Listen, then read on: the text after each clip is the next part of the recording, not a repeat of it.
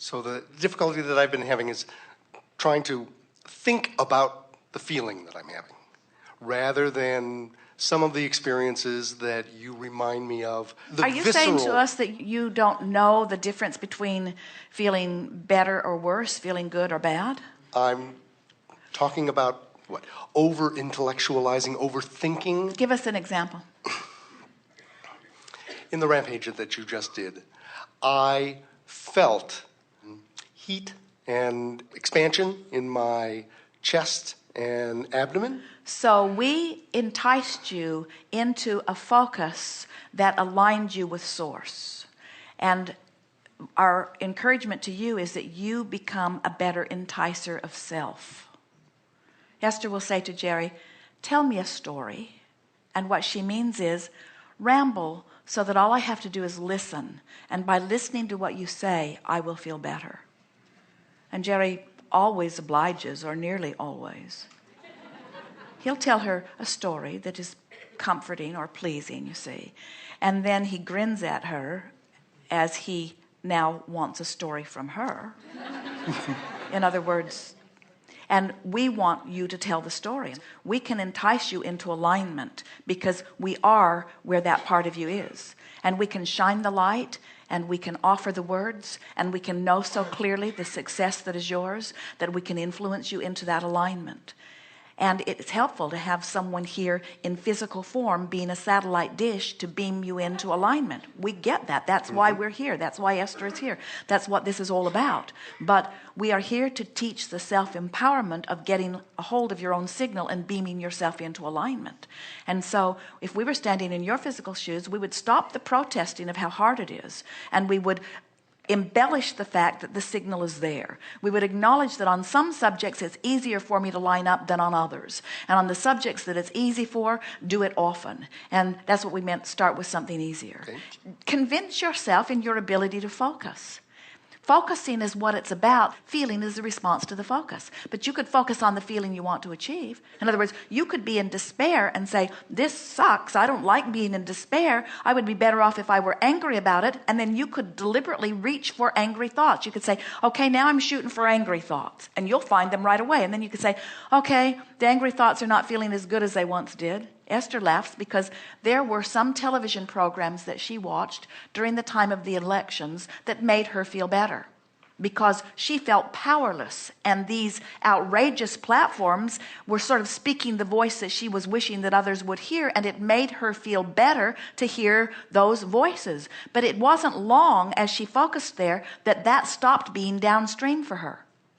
In other words, it was downstream from where she was, but it was upstream on most other subjects and aspects of her life. So it stopped being appealing, and that's what you have to keep remembering, because who you really are is way downstream. You're going to constantly be in the act of deciding upstream, downstream. You're never going to get to the place that you won't have to think about that or feel about that.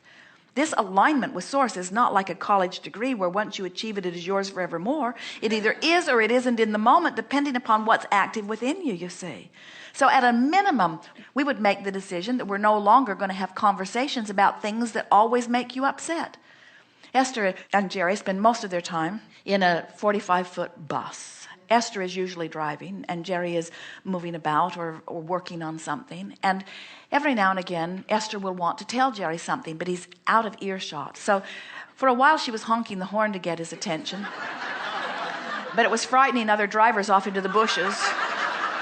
It's a very loud horn. And so Esther found a button that when she pushes it, it makes all the lights in the bus come on. And when she pushes it again, it makes all the lights in the bus go off. And so no matter where Jerry is, no matter what he is doing, no matter where he is, Esther has him by the button. And so he stops whatever it is he is doing, and he makes his way to the front of the bus. And he'll say, yes, you had something you wanted to say. And Esther says, oh, never mind, it was upstream. And we say, isn't it nice that he wasn't sitting right there next to her? Because if it had been sitting right there, she would have just blurted it out. And as she blurted it out, if he agreed with her, it would have been more upstream for her. And if he disagreed with her, it would have been more upstream for her. In other words, Aren't you in that impossible situation where when someone is upstream and you go along with them, you just embellish their upstream momentum, and if you disagree and try to drag them downstream against their will, they just cling to their upstream ideas all the more? And so what we're getting at is, if we were standing in your physical shoes and we found subjects that are uncomfortable to us, we would make a decision. I'm just not going to talk about that anymore. I'm not going to talk about it, and I'm going to do my best not to think about it. But meanwhile, you want to begin to diffuse it. When something happens, it is active in your vibration, and for you to pretend that it isn't real or that it didn't happen activates another thing within you about not being honest or not being true or not facing reality. What we want you to do is create reality rather than face reality. We want you to understand that reality is always in motion. It's moldable from wherever you are, you see. So here's the answer. You care more about how you feel than all other things put together. How you feel matters most. Not what happened, not what's true, not what the reality of it is, not even what the reality is in relationship with what you prefer. All of that is irrelevant. The only thing that is relevant is how you feel, because how you feel is about closing the gap or not, you see. So we love having this discussion with you. I can't tell if I'm thinking and then feeling or feeling and then thinking. Someone said to us not long ago, feels like my thoughts are thinking me. And we say, well, then it's time for you to get hold of your thoughts, because your thoughts aren't thinking you. It's just that some thoughts you've thought so long and so often that they are very active within you. And so law of attraction is just bringing you all kinds of things that match those. But you have control of your thoughts. It is the way you think that molds the clay of your life experience, you see. And we liked your introduction to us. I'm just another person that's going to sit here and complain about what is. And we understand that, because what is has your undivided attention in most cases. But we want you to get your eye on where you're going and therefore off of where you are. And when you start looking at where you're going instead of where you are, then you go with such ease, because your inner being is already over there where you're going. When you start looking in the direction of where you're going rather than talking about where you are, the resistance lifts off of you right away and you begin moving, you see. Thank you for restating all of that for me. Well, we are appreciating the vibration that we feel within you, because we want you to know that this feeling of stuckness is really minor in relationship to the power of the stream. So many of you, as you're focusing more upon what you want, you are allowing your stream to move faster and faster, which means those old habits of thought are becoming a bigger problem to you. In other words, Esther is not thinking more negative thoughts today than she has been thinking before. Esther is, for the most part, a very positive person. But what's happening is the momentum of the energy that is about her life and work is moving so rapidly that a little bit of negative thought goes a very long way in that kind of a current, you see. And so that's what's happening to all of you. This is why we are calling this the time of awakening. We have never seen the energy of your planet moving so rapidly, which means whatever the direction of your thought, this momentum of the stream is having a big effect. This is not Disneyland, and this river cannot be turned off or slowed down. This river is moving at the speed that it is, and you must get into alignment with it if you are to live the joyous life you have intended to live. Now, you can get cross current of it, and it can beat you up. It can plug up your head. It can make your foot hurt. You can get cross current of it and you can get run over by a truck. You can get cross current of it and you can live a miserable life. Most people don't really get into the flow of this powerful stream until the day they croak. Talk about a quantum leap. In other words, you, in that one fell swoop, you withdraw all of your attention from the things that have been bothering you and the injustices of the world, and in one fell swoop, you come into vibrational alignment with who you are. And oh, the party of celebration that you have as you come into alignment. This gathering is about helping you come into alignment before you croak. Nothing should ever bother you, because nothing in the world is wrong. Now, we know that that would cause outrage. If the majority of the world were to hear those words from us, Jerry and Esther, so don't tell them, would get endless emails pointing out, look what's wrong here, and look what's wrong here, and look what's wrong here, and look what's wrong here. And we're not saying that there are not people who are withholding themselves from the stream of well-being, and we're not saying ever that that's a pleasant state of being. And we could spend the rest of your lifetime and 20 or 30 beyond that explaining how it is that people get into that place of resistance as they pass it on from generation to generation, as they get caught up in the injustices of life and the pushing against of others and use one thing after another as their excuse to not let the energy flow. But the truth of it is that your life causes you to be more, and if you don't go ahead and be more, you don't feel good. That is the story, you see. You've just got to stay up to speed with who you are. You got to.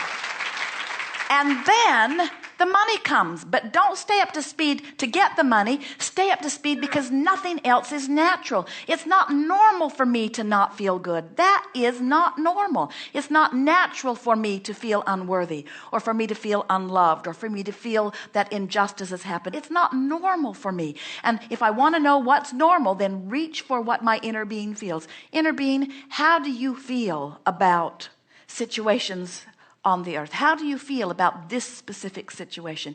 How do you feel? And if you will ask that question and listen, your source will show you how it feels. Your source will tell you again and again. It's not your job to sort it all out. It's not your job to decide the rights and the wrongs of the world. It is only your job to give birth to your own individual rockets of desires and find alignment with them. And when you do, heaven and earth will move into place to accommodate you. You are in competition with no one for resources. You're in competition with no one for anything. There's just that gap between you and you, that you have constant facility to accommodate or not, to align or not. That's all there is. Should money come to you? Yes, and it has. Should you let it in? Yes, whenever you want. Will you know when you're letting it in more? Yes, because you'll feel more hopeful and more believing. Will you know when you're holding it away? Yes, because you'll feel ornery and questioning of the laws or of your ability. Will you know when you're closer? Yes, because you'll feel the momentum of it and you'll begin to feel enthusiasm. When you shift from hope to enthusiasm, it's on your doorstep. When you're angry or frustrated, it's a ways off. When you are in despair, it's a long way off. But we're not talking about a long way in terms of time. We're talking a long way in terms of vibrational alignment. Vibrational alignment can happen in a minute. Vibrational alignment can happen in a second. Vibrational alignment might take all day.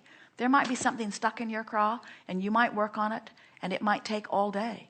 Or you might work on it and almost get there, and then tomorrow you might go back and start beating the same drum and get yourself into a disconnected place. It's all your option, you see.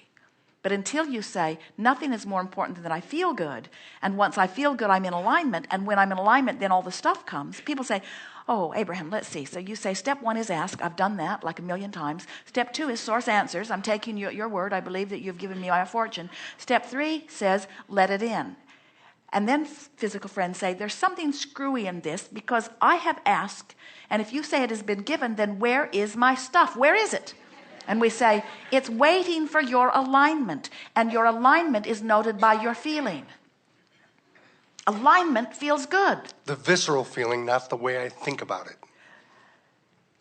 Well, that's why we call them feelings, not thinkings.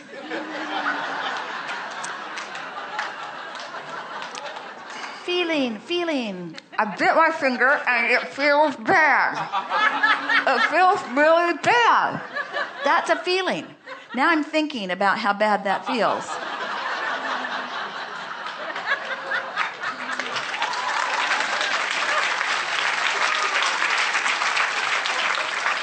Thank you.